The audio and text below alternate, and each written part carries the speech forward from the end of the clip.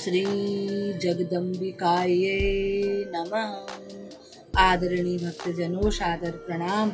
हम आज आपको श्रीमद् देवी भागवत महापुराण में से त्रिविध सृष्टि तथा गुण आदि का जो वर्णन श्री वेद व्यास जी ने इस ग्रंथ में किया है, जिसको श्री सूत जी शौनक आदि ऋषि मुनियों को सुना रहे हैं और जिसको श्री ब्रह्मा जी नारद जी को सुना रही हैं, वही कथा हम तुम सुनेंगे।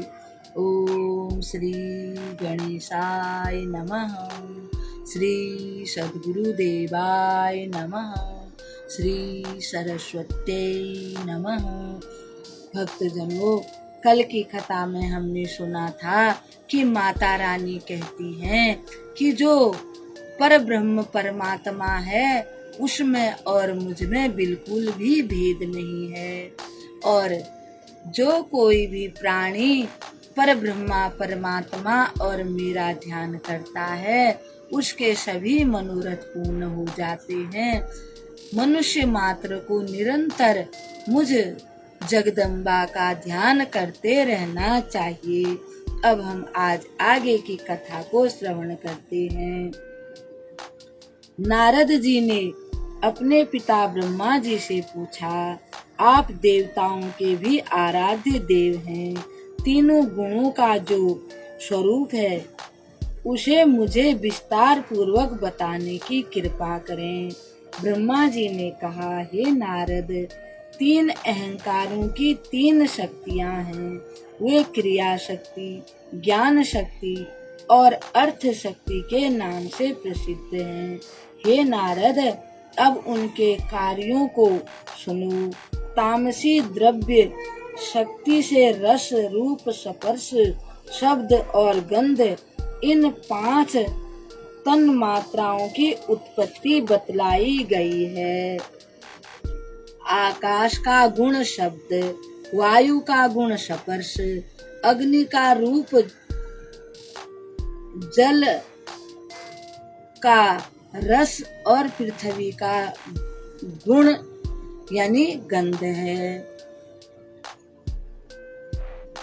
आकाश का जो गुण है वह शब्द बताया गया है, और वायु स्पर्श करती है, और अग्नि का जो रूप है वो दिखाई पड़ता है, जल का जो रूप है वो रस है, और पृथ्वी का गंध है।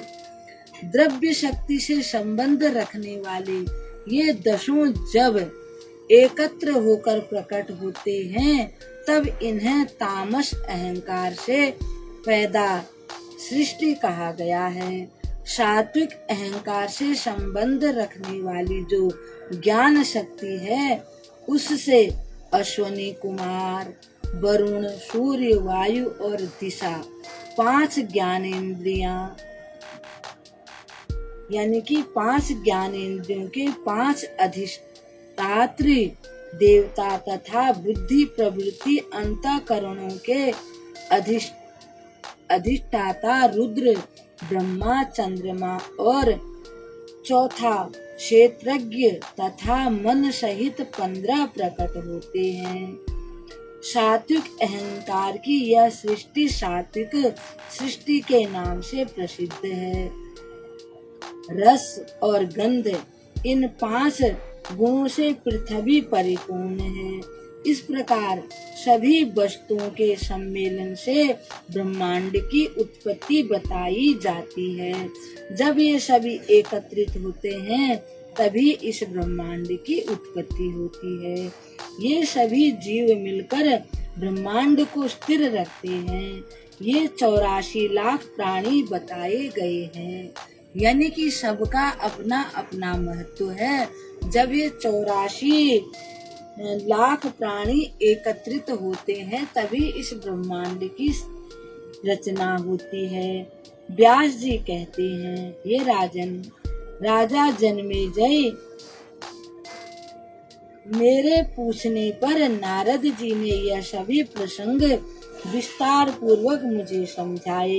वास्तव में जिसमें यह समस्त संसार व्याप्त है उसी परम शक्ति की आराधना करनी चाहिए। कार्य भेद से वही शक्ति कभी निर्गुण और कभी सगुण भाव से विराजमान हो जाती है। तुम उन्हीं का पूजन और भजन करो। वही महासरस्वती, महालक्ष्मी और महाकाली हैं। वे संपूर्ण प्राणियों की अधिष्ठात्री देवी हैं। प्रसंगवश अस्पष्ट नाम से उच्चारण करने पर भी वे हमारी इच्छानुसार दुर्लभ वस्तुओं को भी प्रदान कर देती हैं। एक समय की बात है, वन में व्याघ्र आदि हिंसक पशुओं को देखकर डर जाने से यूं बिंदु रहित नाम का उच्चारण हो गया। जिससे वह उच्चारण हो गया था, राजन, उसका नाम था सत्यव्रत। इस विषय में सत्यव्रत नाम का एक मूर्ख ब्राह्मण था। उदाहरण सामने आता है। सत्यव्रत नाम का एक महान मूर्ख निरक्षर ब्राह्मण था।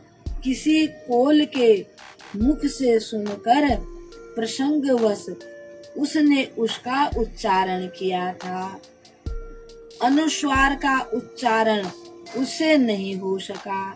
केवल इतना ही उच्चारण उससे हुआ। फिर भी वह एक बड़ा भारी विद्वान बन गया।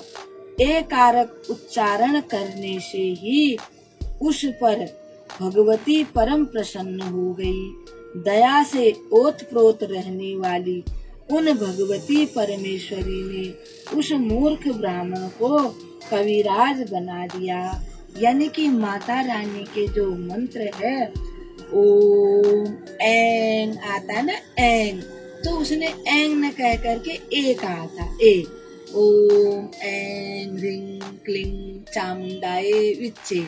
उस ब्राह्मण से ऐं नहीं कहा गया, तो तब भी माता रानी उस पर प्रसन्न हो गई। इस कथा को हम कल श्रवण करेंगे।